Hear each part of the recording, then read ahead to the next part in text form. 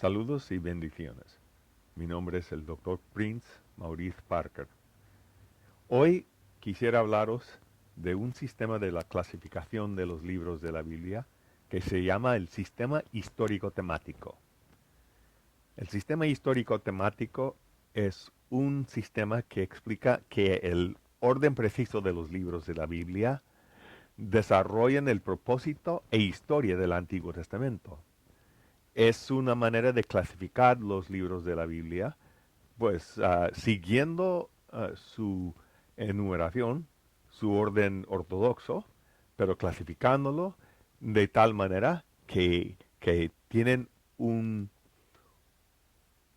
una lógica en cuanto a el motivo de su colocación y la historia y su propósito. Ahora bien, tenemos que entender que el orden de los libros de la Biblia, tanto el Antiguo como el Nuevo Testamento, no está fijado según la cronología. Primeramente en el Antiguo Testamento entendemos que Job es el libro más antiguo. No obstante, se encuentra entre los libros sapiensales, es decir, los libros poéticos, lo que llamamos en el sistema, lo que vamos a entender como el sistema tradicional. Y en cuanto al Nuevo Testamento, tenemos el libro de Santiago, que podemos entender como el libro más antiguo del Nuevo Testamento. No obstante, se encuentra casi al final del Nuevo Testamento, ya en sí. Tampoco podemos decir que los libros de tanto el Antiguo como el Nuevo Testamento están arreglados según sus autores. Los libros de Juan en el Nuevo Testamento están separados. Tenemos el Evangelio de San Juan, entonces cerca del final del Nuevo Testamento tenemos las epístolas de Juan y entonces un poco después tenemos el libro de Apocalipsis. Nadie sabe quién escribió, digamos, el libro de Hebreos, Job o Esther, pues posiblemente entre otros. Así que tampoco están arreglados según sus autores. Ahora bien, otra cosa para considerar, no están arreglados los libros de la Biblia uh, según sus extensiones, es decir, cuán grande o cuán pequeños son. Y vamos a ver eso más gráficamente a través de este estudio. Pero en el Corán, por ejemplo, tenemos las suras, es decir, capítulos, más grandes en el principio y se van en orden así de tamaño, teniendo las suras más pequeñas al final. Una manera de poner los capítulos conforme la lógica humana, pero no tiene mayor propósito. Lo que vamos a aprender en este estudio es una clasificación de los libros del Antiguo Testamento que nos explicará que los libros de la Biblia están arreglados según sus temas. Es lo que llamamos, como he dicho, el sistema histórico temático. Primeramente, hay un solo tema a través de toda la Biblia, y este tema es el Señor Jesucristo. Podemos ver que la genealogía de Jesucristo en el libro, el Evangelio de Mateo, y las genealogías del libro de Génesis y otros libros del Antiguo Testamento son muy semejantes. Ahora para contemplar la genealogía de Cristo en Mateo y como he dicho en Génesis y otros libros del Antiguo Testamento son muy comparables, pero tenemos que entender algo más clave en cuanto al tema central de la Biblia entera, el Señor Jesucristo. Vamos a observar por un momento la historia de Judá en Génesis capítulo 38, pero se encuentra en el contexto de la historia de la vida de José. Bajo circunstancias normales y entendiendo que Cristo vino mucho después, tenemos que entender por qué capítulo 38 se trata de Judá cuando no hemos hablado de Judá de manera importante solamente con mencionar su nombre antes de este capítulo. No tiene ningún papel cardenal, humanamente hablando. No obstante, en capítulo 37 comenzamos con la historia de José, como él recibió lo que decimos en el castellano, recibió la túnica de muchos colores. Pero en el hebreo dice la túnica de manga larga, que significa la autoridad de la casa. Tenemos que entender primeramente por qué recibió la túnica. Era una señal de su herencia de la primogenitura. Ya vemos que Rubén era el primogénito original de una esposa legítima de Lea, y aconteció que él violó el lecho de su padre, y de ahí en adelante Rubén fue descontado de la primogenitura. Ahora bien, había 3 primogénitos de Jacob más, pero los otros 2 eran hijos de sus concubinas. Y tenemos el último primogénito, que es José, que era hijo de una esposa legítima. Ahora tenemos que entender la dinámica de este acontecimiento, porque ha pasado desde Rubén hasta José. Podemos ver un ejemplo semejante con Ismael, que era hijo primogénito de Abraham, pero de Agar, su concubina.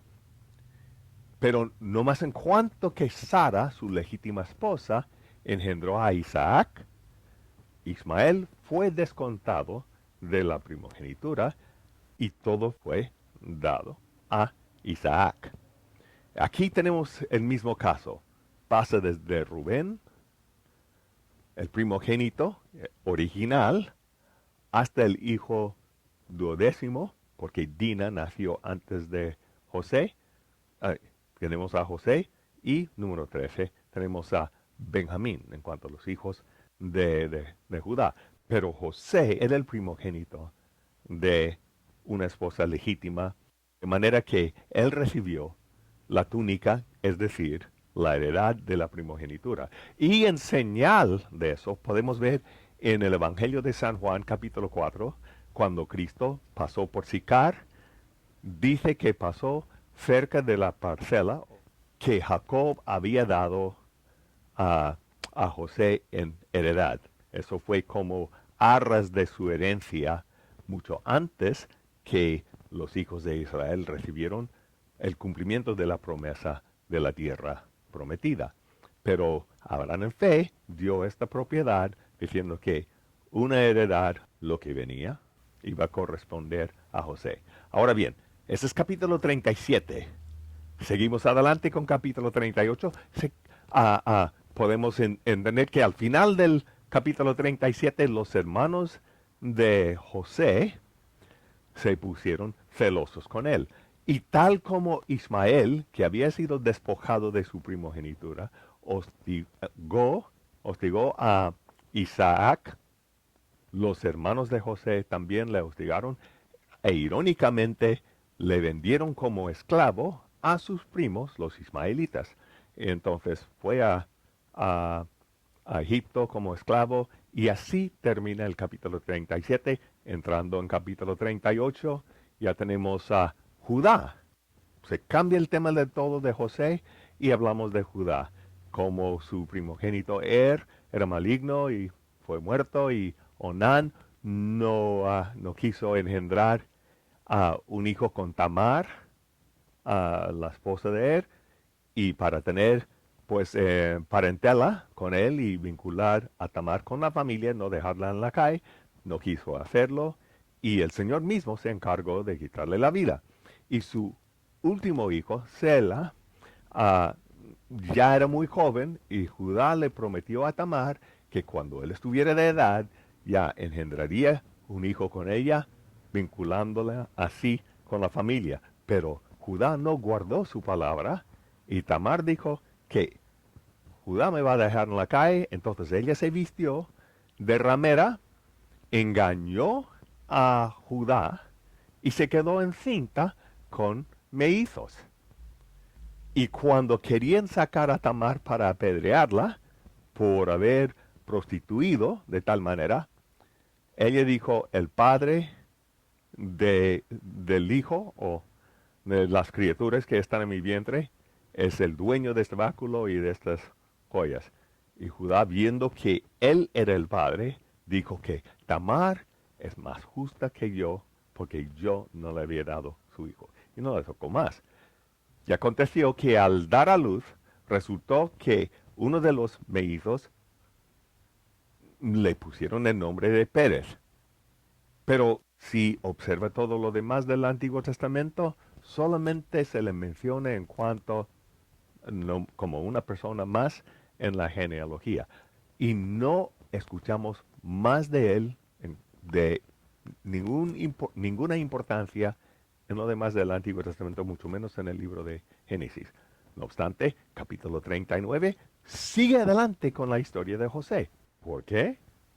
Porque al final del libro de Génesis nos damos cuenta que José fue promovido hasta el segundo puesto más importante en toda la tierra de Egipto. Solamente el faraón tenía más poder que él. Y él rescató a toda su familia así.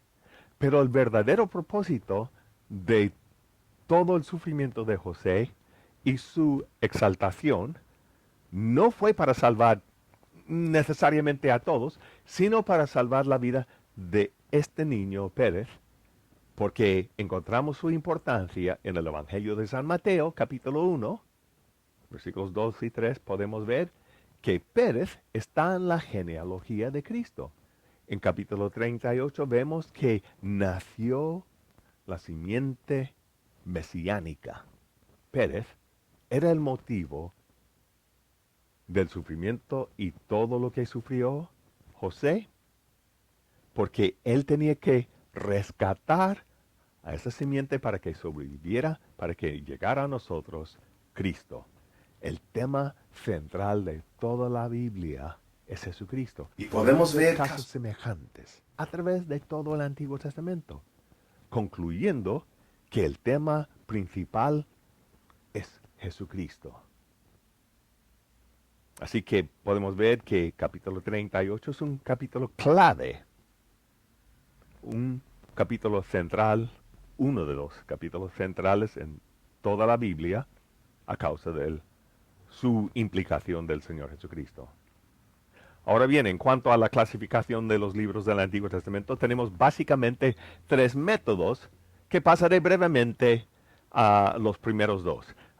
Los voy a pasar para que podamos tenerlos en cuenta y realmente ya puedo pasar las diapositivas para que los viera.